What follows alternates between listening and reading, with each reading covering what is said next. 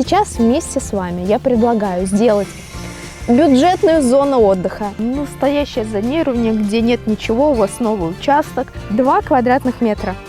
И все, ваш участок преображается. Много я потратила сюда денег? Нет.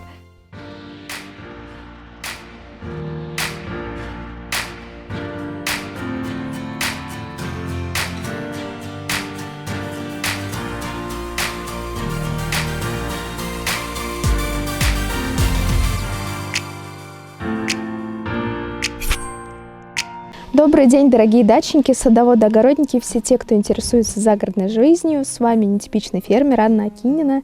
И я приглашаю вас сегодня к себе на участок. И будем говорить мы про самую вашу любимую тему. Это тема ландшафтного дизайна. Поговорим о зонировании, о зонах отдыха. И как я совмещаю красивые вот такие вот уголки, райское наслаждение и стройку, которая идет у меня нон-стопом каждый день. Но тем не менее, есть что вам показать, есть чем вас удивить, и не только вас, своих друзей. Я люблю, когда на участке комфортно. И моему участку не так много времени, как может показаться. Возможно, многие новые подписчики скажут: ой, она там уже живет 10 лет, уже все обустроила. Нет, я делаю свой дизайн по определенной схеме, и сейчас будем гулять. Будем сделать прогулку, и я вам про каждую зону расскажу. А пока вот эта зона номер 1. Это зона отдыха, где я пью кофе по утрам. Мне важно, чтобы было тихо, спокойно, уютно. И вот прямо из двери на свою террасу я могу выходить босиком и вот тут вот наслаждаться. Либо вечером пить чай. Здесь 2 места для меня и для дочери, либо для 2 взрослых, когда ко мне кто-то приезжает. Сейчас мы находимся в зоне моего огорода. Это то, с чего я начала вообще свой ландшафтный дизайн, свой проект, потому что огород для меня не просто увлечение, это для меня вся моя жизнь, это мое хобби, это же моя работа. Я телеведущая, блогер и просто увлеченный, безумно увлеченный человек, поэтому мне важно было, чтобы тут было вот именно так, с первого года. Как я этого достигла, я вам рассказывала и показывала. Можете посмотреть видео, где подробно рассказываю про грядки, про дорожки без сорняков, про укрывной, чтобы сорняки вообще, вы забыли про них и на грядках, и на дорожках, и раз и навсегда. У меня огород очень простой в эксплуатации, потому что у меня командировки, работа, но у меня шикарный урожай. Это самое главное. И этот огород я действительно обслуживаю сама, без помощников. Что самое главное я сделала? Вы помните, я начинала не с дома, а начинала с забора. Я вам сказала, что мне важен фон. И вот смотрите, какую ключевую роль сыграл здесь забор. Забор именно фон. Пока зелени в огороде маловато, он выглядит вот таким вот серым. Но это только пока. Сейчас все зазеленеет. Вы видите, я тюльпанчики сюда посадила. У меня тут и цветы, контейнеры вон уже стоят. Сейчас потихонечку буду их засаживать. Смотрите, вот этот фон. И вот он, чистый, красивый уголок. Здесь же есть зона отдыха. Здесь есть где посажать. Приятно провести время. Но вот переводим прям медленно камеру. И можно видеть, что с обратной стороны участка у меня кипит жизнь. То есть у меня стройка, лежит арматура, но вы знаете, на стройке по-другому быть не может. Ходят рабочие, там мусор складируется, все есть.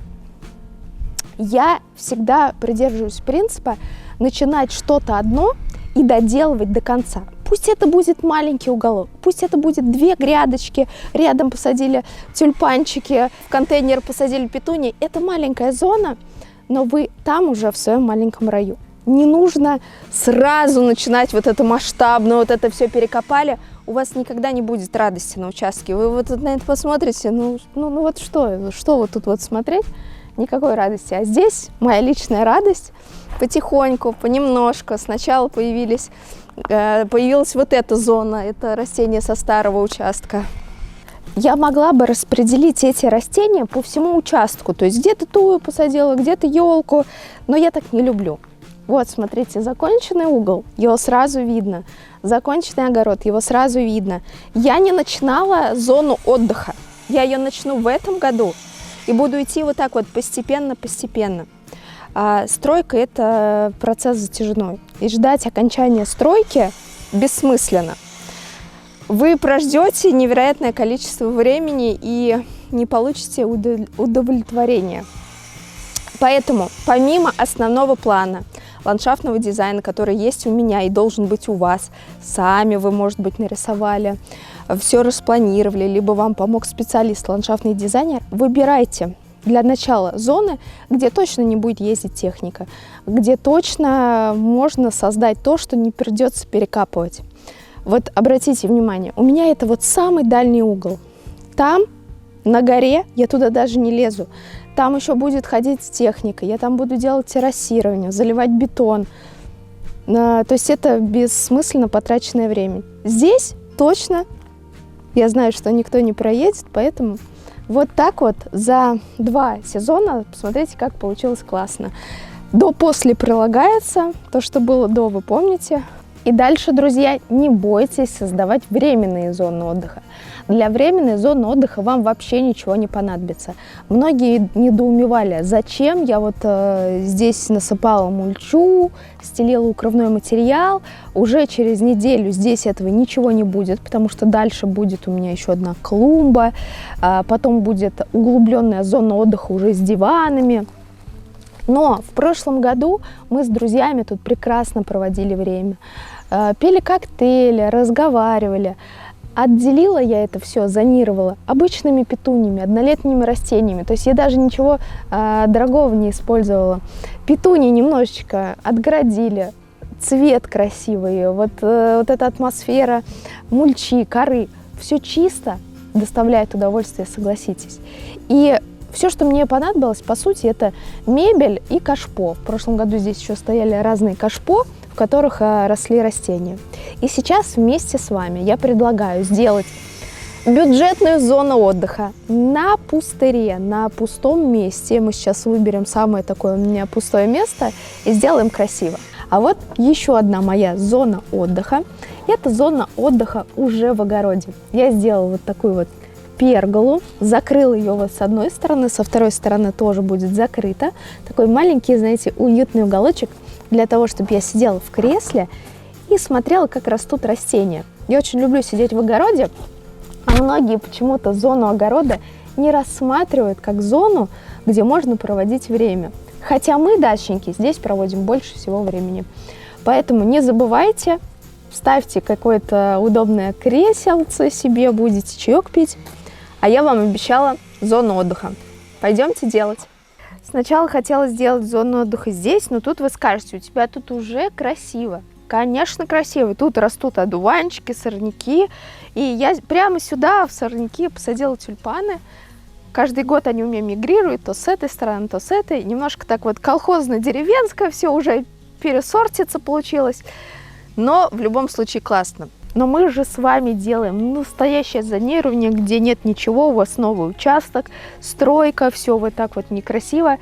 Мы берем поле с сорняками. И для этого мне понадобится триммер. Пойдемте делать красоту.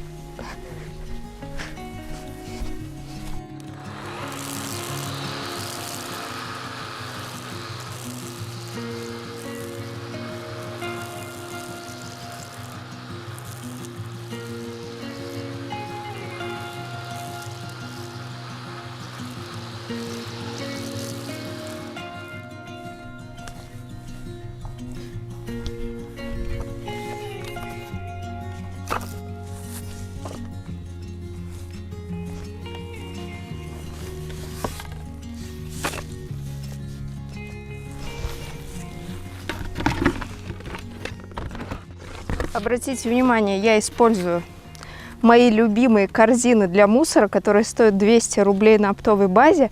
Я же в них сажаю петунии, и выглядят они как стильные кашпо. А сейчас мы их перевернем. Будут стойками для цветов. Новомодные кашпо тоже легко заменить. Можно использовать строительные емкости, строительные ведра, тазы. Я использую алюминиевые вот эти вот ведра, они так стильно, классно смотрятся в саду, поэтому экспериментируйте. На эту тему есть много видео на моем канале. Помех нет никаких, все отговорки, что это дорого, что это сложно.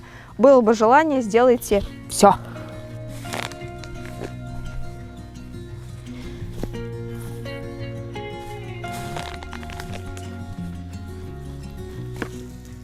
Пять минут моего времени, и вот такая красота получилась. Можно поставить 2 маленьких столбика вкопать, повесить гирлянду, сделать уголок уединения. Можно сделать костровище из старого кирпича. Только ваш полет фантазии. Много я потратила сюда денег? Нет. Я потратила 3 года назад деньги на кресла, которые кочуют со мной с участка на участок, с места на место, которые создают классное настроение. Однолетние цветы, которые я сама вырастила на рассаду, и радуют они просто невероятно. Летом это могут быть петуньи. Весной вы можете высаживать тюльпаны в кашпо. Полет фантазии только ваш. Можно использовать хвойные растения, выкопать их в соседнем лесу, посадить тоже вот так вот в контейнеры, но это же уже другое настроение. Газон можно косить, обычную траву, можно сделать, как делаю я, постелить укрывной материал, сверху насыпать мульчу, можно шишек насыпать, 2 квадратных метра, и все, ваш участок преображается. Смотрите. Радость в мелочах – это самые дешевые леечки из фикс-прайса. Покупаю то, что нравится, и потом декорирую разные уголки сада. С вами был Нетипичный фермер. Я надеюсь, вам понравилось сегодняшнее видео. Ставьте лайки, подписывайтесь на мой канал.